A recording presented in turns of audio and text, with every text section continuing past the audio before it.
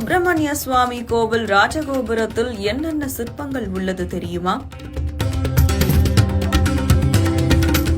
திருச்செந்தூர் சுப்பிரமணிய சுவாமி கோவிலில் வருகிற 7ஆம் தேதி குடமுழுக்கு விழா நடைபெறவுள்ளது.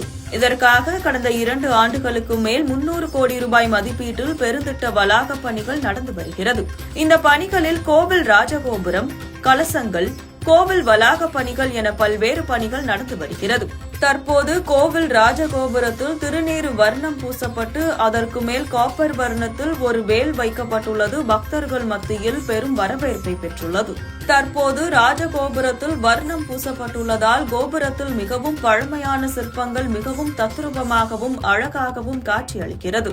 137 அடி உயரம் கொண்ட இந்த ராஜகோபுரத்தில் ஆயிரக்கணக்கான மிகவும் முக்கியம் வாய்ந்த சிற்பங்கள் இடம்பெற்றுள்ளது. குறிப்பாக இந்த ராஜகோபுரத்தில் கஜசம்ஹாரா மூர்த்தியின் சிற்பம் இடம்பெற்றுள்ளது. இந்த கஜசம்ஹாரா மூர்த்தி என்பது யானை ரூபத்தில் வந்த அரக்கனை சிவபெருமான் அழிப்பது போன்று அமைக்கப்பட்டுள்ளது. மேலும் பைரவர், சந்திரசேகரர், பிரதோஷமூர்த்தி, பிரம்மா, கஜேந்திர மோட்சம், காளி, மேலக்கணங்கள் சிற்பங்களும் இடம்பெற்றுள்ளது. அதேபோல் அம்மையப்பர், திருக்கல்யாண பைரவர், யாழியின் சிற்பங்களும் இடம்பெற்றுள்ளது.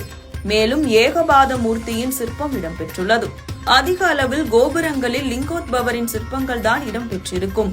ஆனால் அதற்கு பதிலாக இங்கு ஏகபாத மூர்த்தியின் சிற்பம் இடம்பெற்றிருப்பது சிறப்பு வாய்ந்ததாக பார்க்கப்படுகிறது.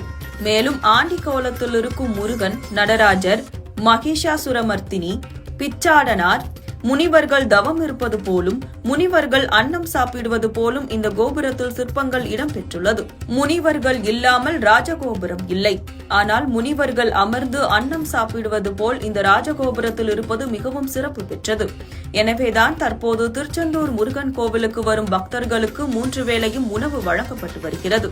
அது மட்டும் அல்லாமல் இன்னும் எண்ண முடியாத அளவுக்கு பார்த்து ரசிக்கும் அளவுக்கு இந்த ராஜகோபுரத்தில் சிற்பங்கள் உள்ளது. கோவிலுக்கு வருகை தரும் பக்தர்கள் சிறிது நேரம் செலவிட்டு ராஜகோபுரத்தில் உள்ள சிற்பங்களை ரசித்து செல்லலாம்.